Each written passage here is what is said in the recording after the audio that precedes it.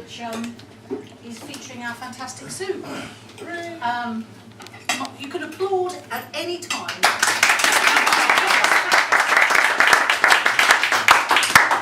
She's sitting there trying to look very modest. Demure and modest. Covered in tattoos, but modest. It's been a real pleasure for me to work with Sue on the production of the book, and I hope that those of you who are going to buy a copy enjoy it as much as I have enjoyed reading all the stuff and hearing Sue perform some of the stuff that's in the book. Wait, I hear a footfall. No. No? It goes to Wisteria. No, you did hear it. I think it was your Yeah, we should be here. Okay, so as well as Sue, we're going to have 3 other poets who are going to be reading a little bit of their work. One of them is Patrick Cunane, who some of you may know, sitting on my right. Patrick is a very well established poet. He runs a regular monthly event called intro3poets, which I've featured a couple of times, which is excellent. Over there in the corner is the girl from Margate. Tracy Emin.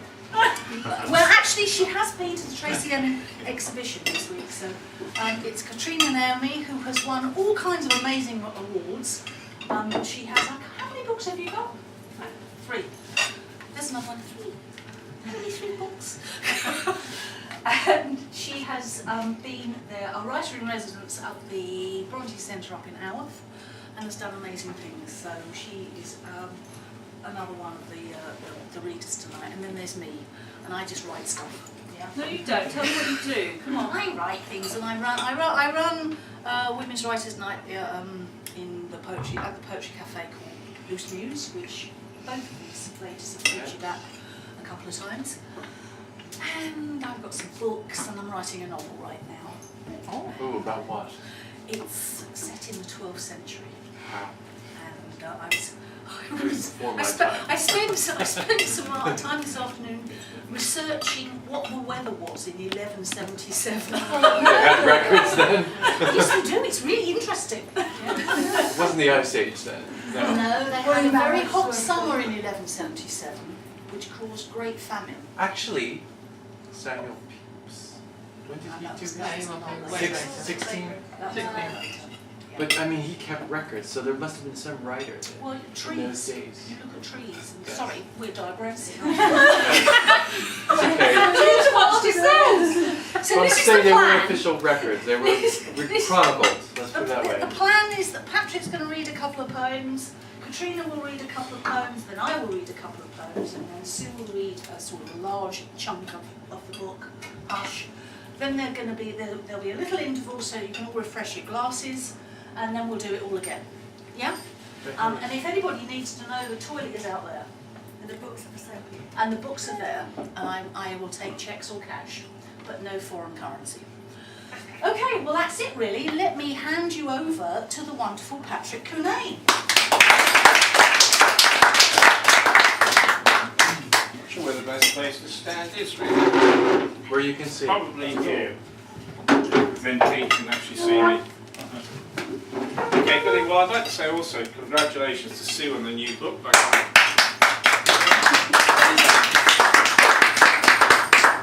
I got hold of a copy last time she read with us at Dodo Modern Poets, and I've read it all, and it's an excellent read, which is always a good recommendation for any book. And only £6.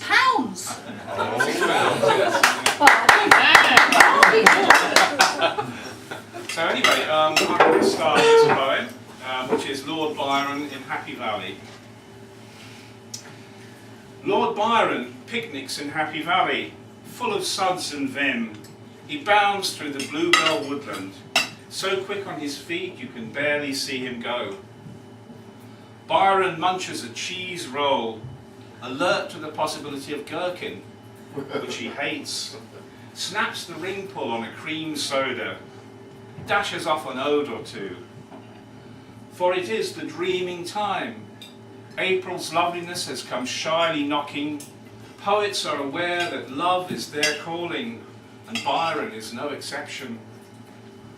Byron lays back, half gazes at the cerulean sky. It is the doing of a being almost as great as he, but one not so treasured by generations of schoolgirls writing in the margins. Byron beckons his love. Come, let's stride to the alehouse, quaff a draught in late afternoon. We will have none of that pie. It is truth we seek, not gravy.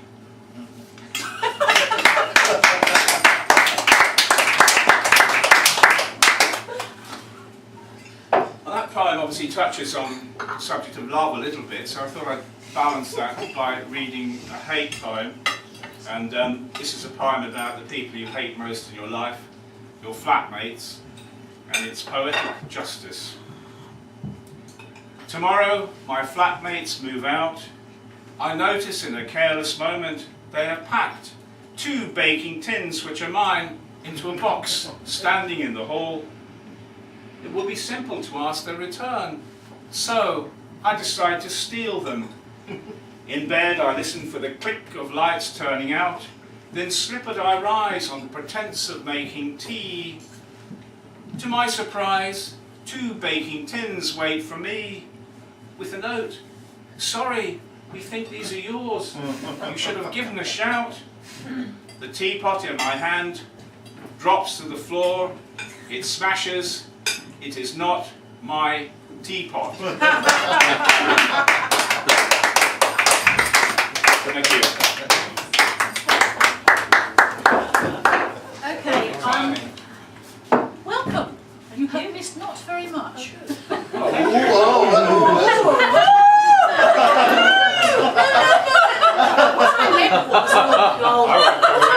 happened in terms of time? You only missed 2 poems. Yes. 2 pounds of momentous import. So I think you may have to move from there, because otherwise people are not going to be able to get to the loo and not get in and out. I'll sit over here. Yes. All right. And so please now can we welcome the wonderful Katrina Naomi. Woo!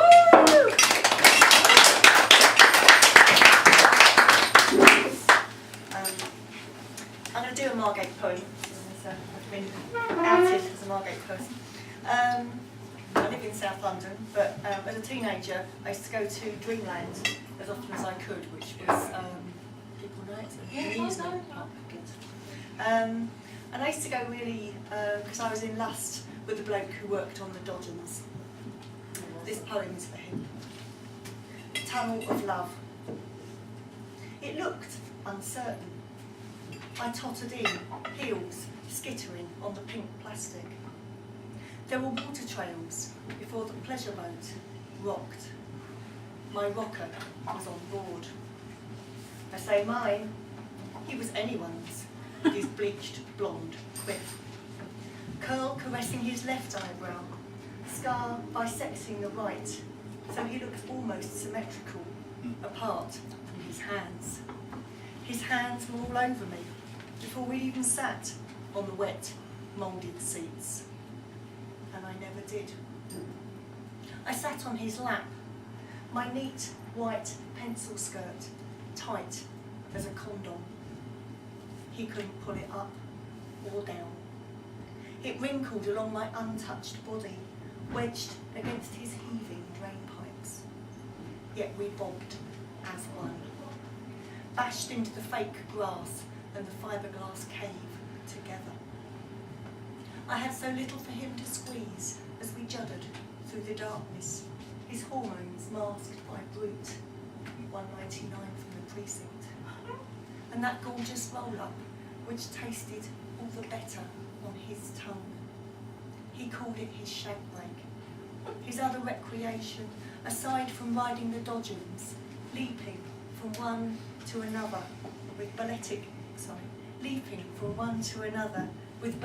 ease in his narrow jeans, like a sexy bus conductor. And he was thin, tight muscles alert in his black t-shirt, little more than a boy.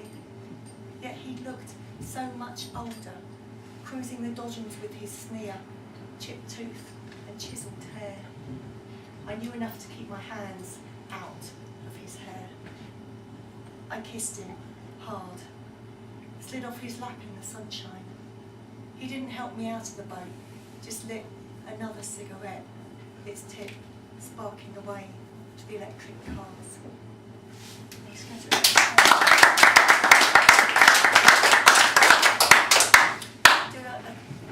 a little short poem. I do this one for Sue, which she was kind enough to say she liked it. It's called It Is Not True.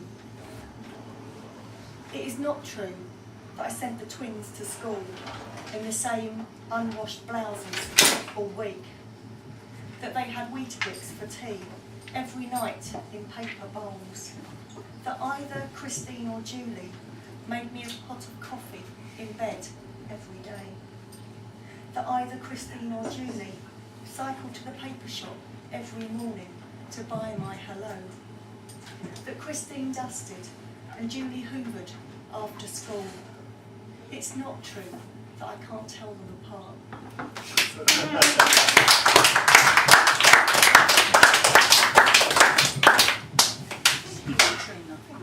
I like that poetry, excuse me as I'm sneezing past. And I wasn't minimising your stuff. Oh, I'm heartbroken. So sorry.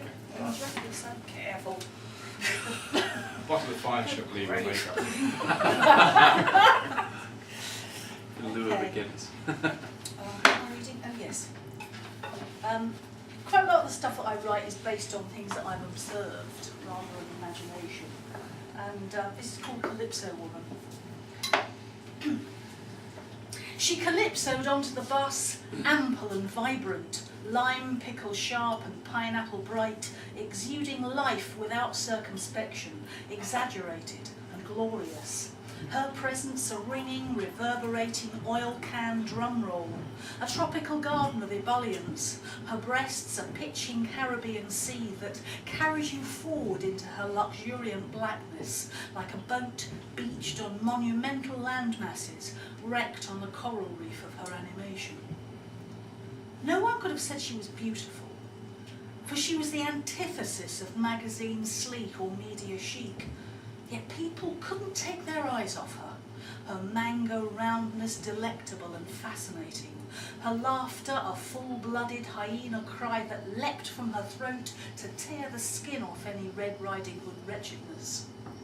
Marriage is a serious commitment, she crooned Jamaica style to two skinny-arsed friends pinned on her licorice eyes, eclipsed by her carnival presence, her face alight with dreams of weddings and honeymoons, the love beyond reason all women secretly desire, family waiting at the door for her weary return to re-establish safety. You want to show everyone you is serious, emphasising the us with her sun-stroked lips, a hibiscus wreath grin contradicting such solemn words. And we knew he would have a happy life, that impending husband yet to be captured, and that every day he would marvel at his great good fortune.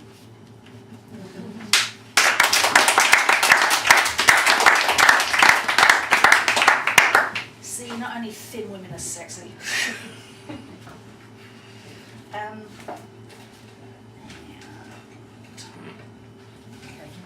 And this is kind of Sue, because I know Sue's Cornish and I love Cornwall with my heart, my soul.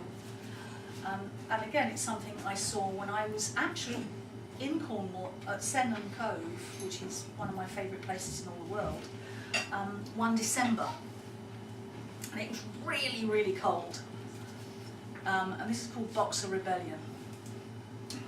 This afternoon the beach bristles with weekend folk making a holiday of scant December warmth for an hour or so. Mist soft serpent coils across the water, dulling surf's rushing whisper as it scrambles to shore. And sky and sand both hold the sharded memory of sunlight, thin and fragile as glass. A woman walks two boxer pups onto the strand. They pull and drag on the leash, straining to confront a growling, muscular sea, windswept and impatient to be off. Wait, she burrs, voice taut with love and pride. Wait, my lovely. Wait, my handsome. Wait. Wait. Wait.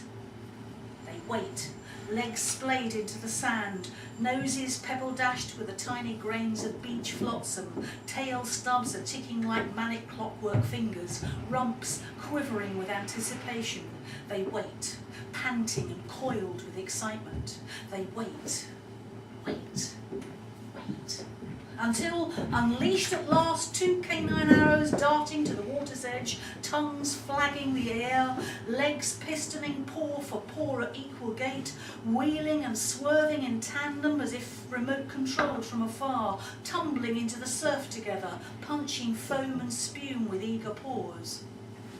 But that wintry sea had long forgotten warmth, covering their muzzles with glacial kisses that had them yelping in icicled surprise, slipping and lurching away from such arctic love, breath frozen in instant shock, the water's raw bite halting even their adolescent zeal, abrogating freedom so that they bounced back, tails between their legs, back to their mistress, all chase refrigerated out of them, knocked out in round 1 by the prize-fighting ocean.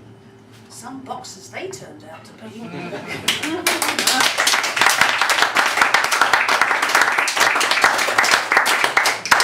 Thank you. You are very kind. But now, the star turn. Oh. The star turn.